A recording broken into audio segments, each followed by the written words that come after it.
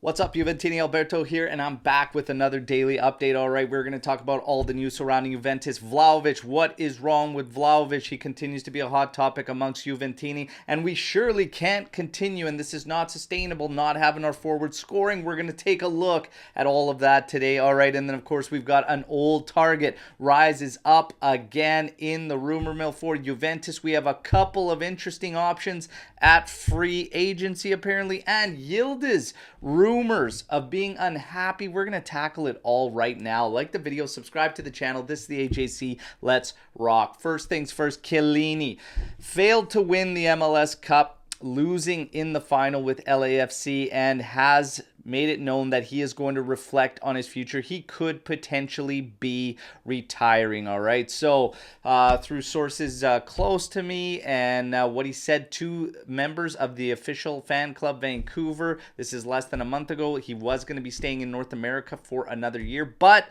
since that time, more rumors are surfacing about him potentially retiring. I will say this, you can almost bank on a spot being there for him at Juventus, but he says he's going to take a few days to reflect on his future, all right? Now, we get to a couple of free agent pickups that are apparently going to be there for Juventus. The rumors swirling around Thomas Muller, we heard that one earlier in the week, and then now Toni Kroos. So I ask you, because there's interesting conversations out there. For me, the Muller one, I'm not big on. But Kroos, at 33 years old still, I would definitely, on a 2-year, I would absolutely do this. And this would give some breathing room for these young guys to relieve some of that pressure that is always there at Juventus and give them more room to evolve and grow. So Kroos for me, a yes. Muller's a no. But who would you pick out of the two? And for the record, I don't think either one is coming to Juventus, but I'm curious to hear your choice out of the two. Now, old target rises up again for Juventus, and that's Ryan Cherki of Lyon, apparently available for 20 to 25 million euros, and Lyon would accept the move under those valuations in January, and apparently Juve is sizing it up. The player can play obviously as an advanced midfielder and also outside as a winger, so a versatile little option that kind of fits the bill for a lot of our targets that we're looking at. More of utility type players, all right? So Cherki back on the radar for potentially a move in January, all right? Now, Nico Skira brings us the news that Hans Caviglia could very well be heading out on loan in January, all right? So Skira's remained very consistent in what he's been bringing us, that he 100% believes Juventus will be bringing in a midfielder come winter mercado. And he's also saying that somebody is leaving, like Hans Nicolucci Caviglia, heading out on a loan. For me, right now as it stands in the midfield, we have 5 midfielders. That includes Hans Nicolucci Caviglia. We play 3 every matchup. Even if we bring in another midfielder, I would still keep Hans Nicolucci Caviglia around. Are you with me or are you against me? Do you think he should be getting more minutes and head out on loan even if we bring someone in?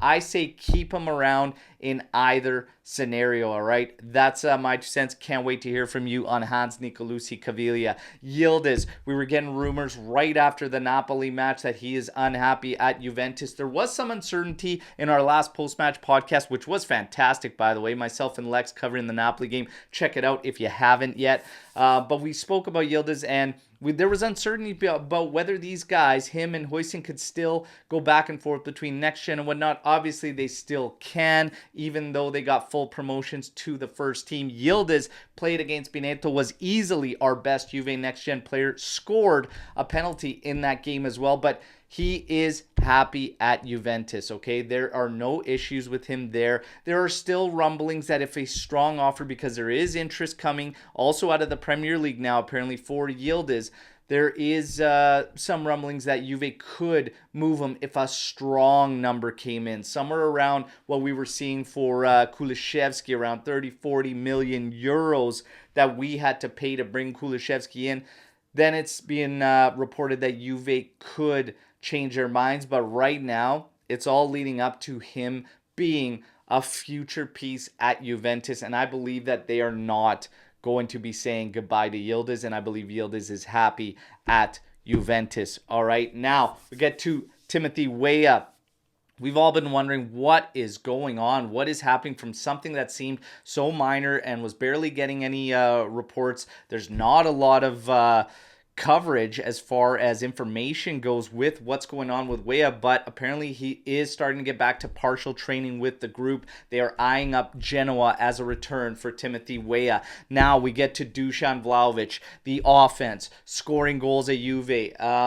Juventini are just continue to believe that this is unsustainable, what we're doing, barely scoring goals, getting these 1-0 victories and everything. In our last 7 games, the goal scorers were Locatelli, Cambiaso, Miretti, Bremer, Rugani, Vlahovic, Rabiot and Gatti, and then Gatti again. So only one of our forwards scored in the last 7 games, and that was the goal from Dusan Vlahovic.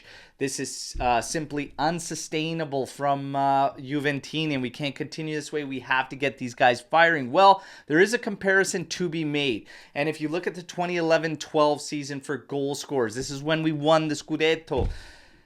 You didn't have us bagging a lot of goals. There is your goal scorers for that season. And you could see Marchisio had 10. He was our leading goal scorer, tied obviously with Matri and Vucinic. But you also had Vidal in there with 7. You had Pepe, the winger, with 6. You had Del Piero coming in there with 5. Guagliarella with 4. Pirlo with 3. Giaccherini with 3. Cáceres with 3. And Lichtsteiner with 2. It was very, very spread out. I'm starting to see the same thing happening with this side as far as scoring goals. For me, we don't need to do what everyone's been asked for, which is change formation, change setup to get more goals and whatnot. These guys just need to be a little more clinical and a little more ruthless, but we can continue on the way we're going. Doesn't matter the total amount of goals you score if you are getting the results and winning the games. Sure, scoring a bit more will make some of these games more comfortable, but are we not generating the chances? The numbers are against that. We are generating the chances. Dusan Vlahovic is a player that we weighed in a lot on the last podcast, and for me, the numbers don't back what a lot of Juventini feel in terms of him and what the big difference is from the Vlahovic we saw at Fiorentina to the Vlahovic at Juventus. And for me, the biggest difference is Juventus, the pressure. Look at that player at Fiorentina. How the numbers changed a lot. He is averaging per 90 minutes around 4 attempts. Okay, that's pretty much on par with what he was getting at Fiorentina. He did have numbers there that were inflated due to scoring a lot of PKs, getting free kicks as well. All right, but yeah, he did score a good share of open play goals as well. But do teams play Fiorentina a lot differently than Juventus? Absolutely. Is there a ton more pressure at Juventus than there is Fiorentina? Yes. His confidence is not where it needs to be. And if you look at the player himself individually from Fiorentina to Juventus, you can see it. And when he missed that PK, all right, in the game that ended up coming down to that last minute, last gasp winner and whatnot, when he missed that PK, you could see it. You could read it all over his face and his body language and whatnot. He is not confident or in the state of mind to be this guy for Juventus. He can do it, but he just fades in and out. And for me, it's a mentality thing. It's a confidence thing. So that's the only thing that is different from that Vlahovic, the up-and-coming, the hungry Vlahovic, to this one now, because I think some doubts are creeping in with himself. He needs to shake himself off, and he needs to keep driving and moving forward, all right? The numbers do not state that it is a play style problem, as he is still getting the same attempts per 90 as he was at Fiorentina, and he's got a ton of big chances missed to his name, creeping in on double digits now with 7 big chances missed.